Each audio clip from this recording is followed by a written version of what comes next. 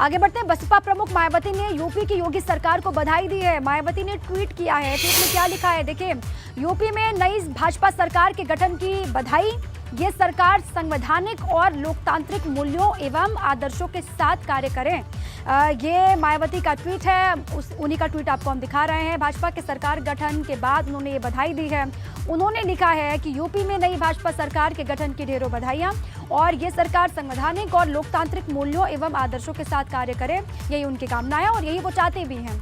मायावती का ट्वीट आपके सामने। बसपा प्रमुख मायावती, जिन्होंने भाजपा की सरकार बनने पर ट्वीट किया, ट्वीट के माध्यम से बधाई दी और बधाई देकर के उन्होंने कहा है कि भाजपा सरकार अपने लोकतांत्रिक मूल्यों को याद रखे, संवैधानिक मूल्यों को ध्यान में रखे और अपने आदर्शों के अनुरूप ही संवैधानिक मूल्यों और आदर्शों को ध्यान में रख करके ही काम करे, ऐसी उम्मीद वो कर रहे हैं 5 सालों के दौरान।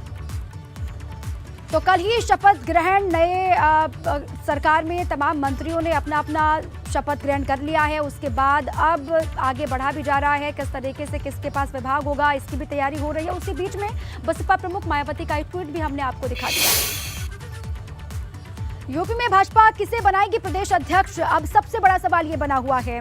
प्रदेश अध्यक्ष स्वतंत्र देव सिंह के मंत्री बनने के बाद चर्चा जोरों पर है और प्रदेश अध्यक्ष बनने की रेस में कई नाम बताए जा रहे हैं। अब तक किसी नाम पर फाइनल मुहर नहीं लगी है। यूपी में भाजपा किसे बनाएगी नया प्रदेश अध्यक्ष? देखिए, स्वतंत्र देव सिंह अब मंत्री बन गए हैं। इससे पहले जिम्मेदारी वो संभाल रहे थे, लेकिन उनके मंत्री बनने के बाद से चर्चाएं तमाम चल रही हैं, तमाम नामों को लेकर बातचीत हो रही है, लेकिन अभी तक किसी एक नाम पर फाइनल मुहर नहीं लगी है, ये कहा जा रहा है। तमाम बड़े सीनियर चेहरे भी हैं जिनको लेकर भी ये कहा जा रहा है कि उनको प्रदेश अध्यक्ष बनाया जा सकता है। दिनेश शर्मा का नाम भी सामने आ रहा है, लेकिन क्या होगा, किसको जिम्मेदारी दी जाएगी?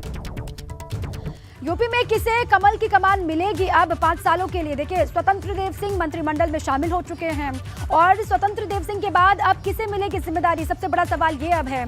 और 2022 के बाद भाजपा की नजर अब 2024 के चुनाव पर है। 24 के लिए संगठन को और भी ज्यादा मजबूत करना एक बहुत बड़ी चुनौती होगी। जातीय समीकरण को साधने की पूरी कोशिश यहाँ पर की जाएगी। और क्या प्रदेश अध्यक्ष ओबीसी जाति से होगा, ये भी एक सवाल है। और केशव प्रसाद मौर्य, साथ में स्वतंत्र देव सिंह ओबीसी जाति से थे, लेकिन अब नए इसी जाति से एक चेहरे की तलाश शुरू हो गई है। किसको मौका मिलेगा, कौन वो चेहरा होगा, किसको जिम्मेदारी दी जाएगी? क्योंकि 2022 का रण खत्म हुआ है, लेकिन सामने बहुत बड़ी चुनौती है 2024 की और 2024 को ध्यान में रख करके ही नया प्रदेश अध्यक्ष का चुनाव होगा। इस पर लगातार नजर रहेगी। आज लखनऊ में सपा विधायक दल की बैठक होने वाली है और इस बैठक में अखिलेश यादव को सपा विधायक दल का नेता चुना जाएगा। चुनाव नतीजों के बाद सपा के नवनिर्वाचित विधायकों की ये पहली बैठक होगी और बैठक पार्टी मुख्यालय पर आज सुबह 10 बजे होगी, ये कहा जा रहा है। और बैठक में सभी सपा विधायकों को मौजूद रहने के लिए कहा गया है। आपको बता दें कि पिछले दिनों आजमगढ़ के सांसद पद से अखिलेश ने इस्तीफा दे दिया था।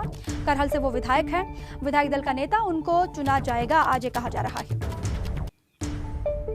सपा के विधायक दल की आज बैठक होगी और राष्ट्रीय लोकदल के नवनिर्वाचित विधायकों की भी पहली बैठक आज होनी है। राष्ट्रीय लोकदल के अध्यक्ष चौधरी जयंत सिंह की अध्यक्षता में ये बैठक होगी और दोपहर 12 बजे का वक्त है। राष्ट्रीय लोकदल प्रदेश कार्यालय पर ही ये बैठक होनी है। जितने भी आरएलडी के जीते हुए विधायक हैं उन सभी को बुलाया गया है, वो पहुंचेंगे, उनके साथ में रायशुमारी होगी, चर्चा होगी, बातचीत की जाएगी। और दूसरी तरफ सपा के भी विधायकों को ये कहा गया है कि आपको विधायक दल की बैठक में आना है, वहीं से विधायक दल का नेता अखिलेश यादव को चुना जाएगा।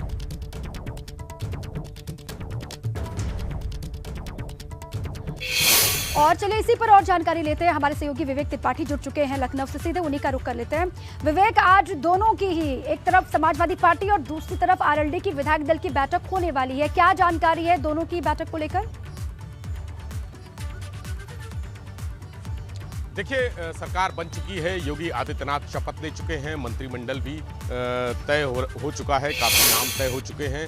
अब मौका है विपक्ष के लिए, बारी है विपक्ष की कि विपक्ष की भूमिका क्या रहेगी, नेता प्रतिपक्ष कौन रहेगा।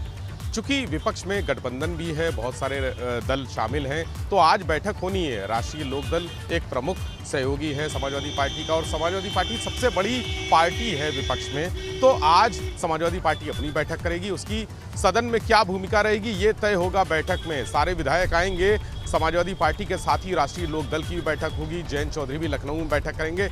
अब से कुछ देर बाद ये पार्टी मुख्यालय में, दोनों पार्टियों के मुख्यालय में बैठक शुरू होगी और तय होगा कि नेता प्रतिपक्ष कौन रहेगा। चूंकि अखिलेश यादव ने अपने जो लोकसभा से सदस्यता से इस्तीफा दिया है और ये तय होगा कि वो नेता प्रतिपक्ष बनेंगे। उसके बाद मुद्दे कौन कौन से होंगे, चूंकि शपथ ग्रहण भी है विधायकों का आने वाली कुछ तारीख में, 2-3 दिन में शपथ ग्रहण होना है, तो ये तय होगा कि सदन में कौन कौन से मुद्दे उठाए जाएंगे, किस तरह से कौन कौन से मसले उठाए जाएंगे, क्या रणनीति होगी, किस रणनीति के तहत सरकार को घेरना होगा, इस पर ही चर्चा होगी।